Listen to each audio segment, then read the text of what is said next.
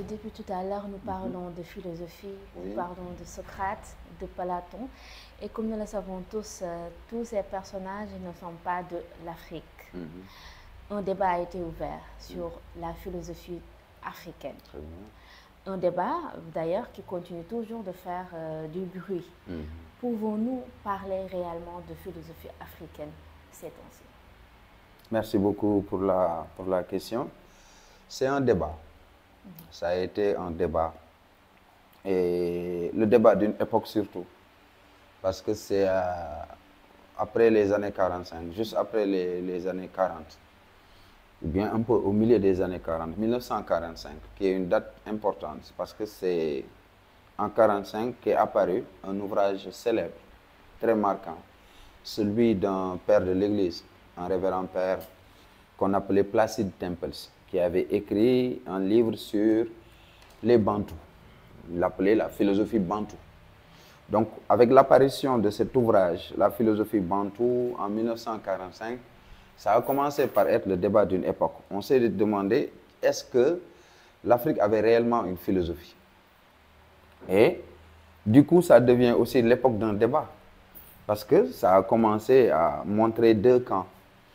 Certains qui affirmaient que l'Afrique avait une philosophie et qui étaient un peu enthousiasmés par la publication du livre de Tempels, la philosophie bantou. Tandis que d'autres pensaient en réalité que l'Afrique n'en avait pas, ou bien alors ce n'était pas en fait une façon de se glorifier de cela. Parce que ce n'était pas en fait l'essentiel de ce qu'il fallait essayer de prouver. Parce que dire que l'Afrique avait une philosophie, pour essayer simplement de répondre à des attaques ou bien à des préjugés occidentaux, ce n'était pas la meilleure des voies pour ces philosophes-là. Et donc, on a eu deux camps. Un premier camp qu'on appelait celui des ethnophilosophes. On l'appelait ethnophilosophie. Le terme d'ailleurs a été créé par Toa, Marcien Toa, Pauline Ntunji surtout, qui ont eu à entendre par ethnophilosophie le recours simplement à des pratiques ethnologiques, à des méthodes ethnologiques pour essayer donc de faire valoir une philosophie. Parce que l'ethnologie, c'est l'autre nom de l'anthropologie, c'est la science qui étudie les cultures. Alors, ils ont reproché aux autres de faire recours à des proverbes, à des légendes, à des contes, à des mythes africains pour faire valoir une philosophie en Afrique. Et ce qui n'était pas, évidemment, la meilleure des voies pour eux. Alors que de l'autre côté, sous l'égide de cet ouvrage de Tempels, on a essayé de vouloir montrer que l'Afrique avait une philosophie. Que les Bantous, par exemple, c'était une ethnie de l'Afrique centrale, que les Bantous avaient une philosophie, ils avaient une vision du monde, ils avaient une manière de penser le monde, ils avaient donc une conception de leur univers. Et du coup, on avait pris le terme philosophie dans un sens plus général. Philosophie comme conception du monde, philosophie comme vision du monde. Or, la philosophie, elle est surtout une attitude critique.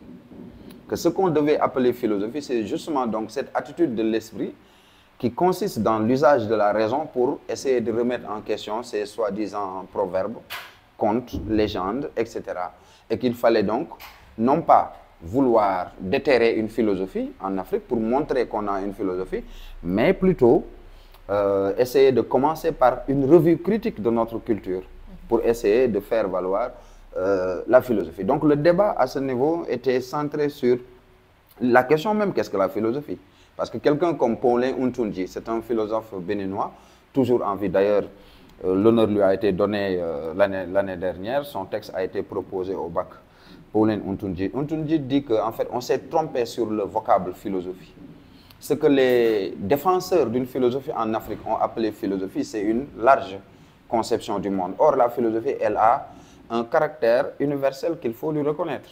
Elle est partout, cette démarche de l'esprit qui consiste d'abord à remettre en question un arsenal culturel qu'il faut remettre en question. Et cet arsenal culturel, ce sont les contes, les proverbes, les légendes, toutes les productions culturelles africaines pour essayer maintenant de libérer une pensée africaine. Et donc cette forme de pensée doit être à l'image de ce qui se fait partout parce que la philosophie, elle a un caractère universel. Ce qu'elle est pour les Allemands, pour les Américains, pour les Sénégalais, c'est aussi ce qu'elle est pour les Français. Il n'y a pas donc une philosophie africaine, française, européenne, allemande. Ce qu'on pourrait appeler une philosophie allemande, c'est un ensemble de productions philosophiques dans une langue particulière, c'est-à-dire chez les Allemands. Ce qu'on pourrait appeler philosophie française, c'est un ensemble de productions, de textes philosophiques qui sont propres à des philosophes français. Mais la philosophie, elle a un langage universel, elle a un caractère universel qu'il faut lui reconnaître. Aujourd'hui, le débat existe encore, mais le débat est plutôt centré sur, alors, comment libérer en fait la pensée africaine. Comment permettre une pensée africaine digne de ce nom. L'ancrage de la philosophie avec les sciences, avec toutes les autres formes de production, comment la philosophie pourrait-elle permettre en réalité le développement de l'Afrique? Et c'est aujourd'hui une manière de dépasser un peu le débat autour de la question existe-t-elle ou non une philosophie en Afrique? Parce que si l'Afrique a une philosophie, quelle est cette philosophie-là? Si elle n'en a pas, pourquoi pas? Partout dans le monde, il s'est passé un certain nombre de choses qui permettent de penser que des productions intellectuelles ont été faites, donc l'Afrique n'est pas en fait la table rase, elle n'est pas la partie du monde où rien n'a été fait. De telle sorte qu'il y a des philosophes africains aujourd'hui, Souleymane Bachir Diagne, Pauline Ntunji, Martin Toa, il y a d'autres encore une fois qui produisent des textes et qui en général cherchent plus ou moins, non pas à s'approprier la philosophie ou à, disons, l'africaniser, mais à permettre donc à l'Afrique elle-même de pouvoir trouver les voies et moyens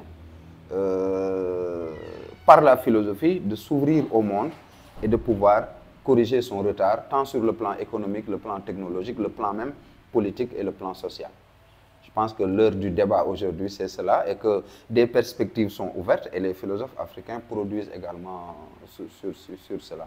Le débat n'est pas dépassé, mais en fait, il a changé de forme.